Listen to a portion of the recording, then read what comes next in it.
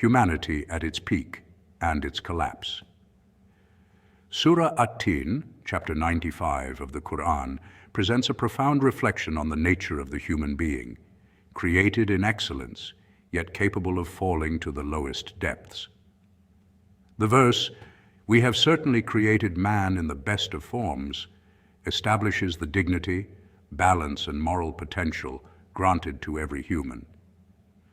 Classical exegesis, including Tafhimul Quran, explains that this best form is not merely physical, but intellectual, spiritual, and ethical.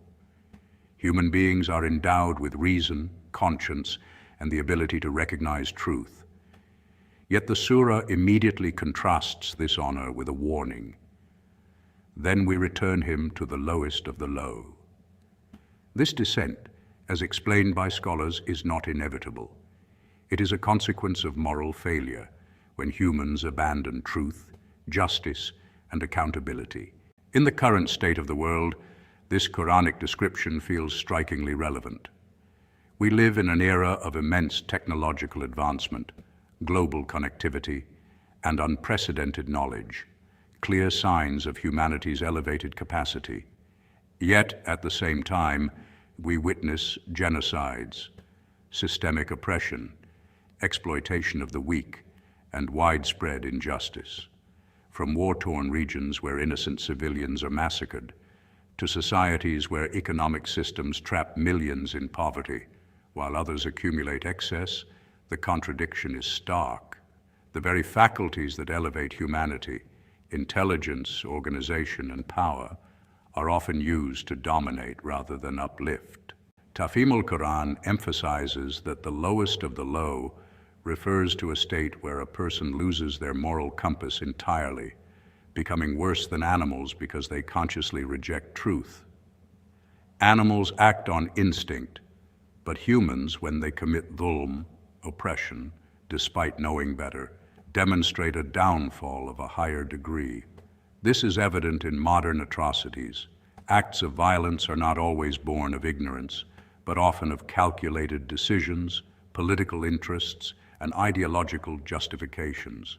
Entire systems are built that normalize injustice, making dhulm appear acceptable or even necessary. This is precisely the kind of downfall the surah warns about, a decline not of capability, but of character. However, the surah does not leave humanity in despair. It makes a crucial exception. Accept those who believe and do righteous deeds. This indicates that the downfall is avoidable. Even in the darkest times, there are individuals and communities who resist injustice, who speak truth, who sacrifice for others, and who uphold moral principles despite pressure. These are the people who preserve their elevated status. In every era of oppression, there are also those who embody adl, justice, reminding the world of what humanity is meant to be.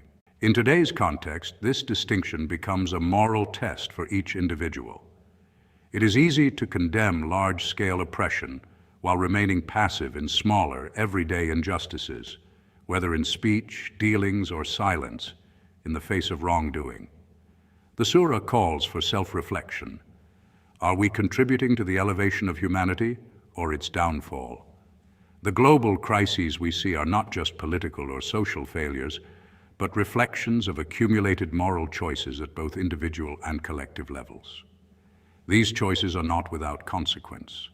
They shape our ultimate destination, either eternal success in paradise for those who uphold faith and righteousness, or accountability and punishment in hell for those who persist in oppression and denial. The surah concludes with a powerful reminder of accountability. So what causes you to deny the judgment? Is not Allah the most just of judges? These closing verses anchor the entire discussion in the reality of the hereafter. In a world where justice often seems delayed or denied, this assurance is crucial. No oppression will go unaccounted for, and no act of righteousness will be lost. This shifts the believer's perspective. Justice is not limited to this world, and the apparent success of oppressors is temporary. Thus, Surah At-Tin offers both a diagnosis and a direction. It explains why humanity, despite its noble creation, can descend into profound oppression, and it provides the path to avoid that downfall, faith and righteous action. In a world marked by injustice, this message is not abstract. It is urgently practical.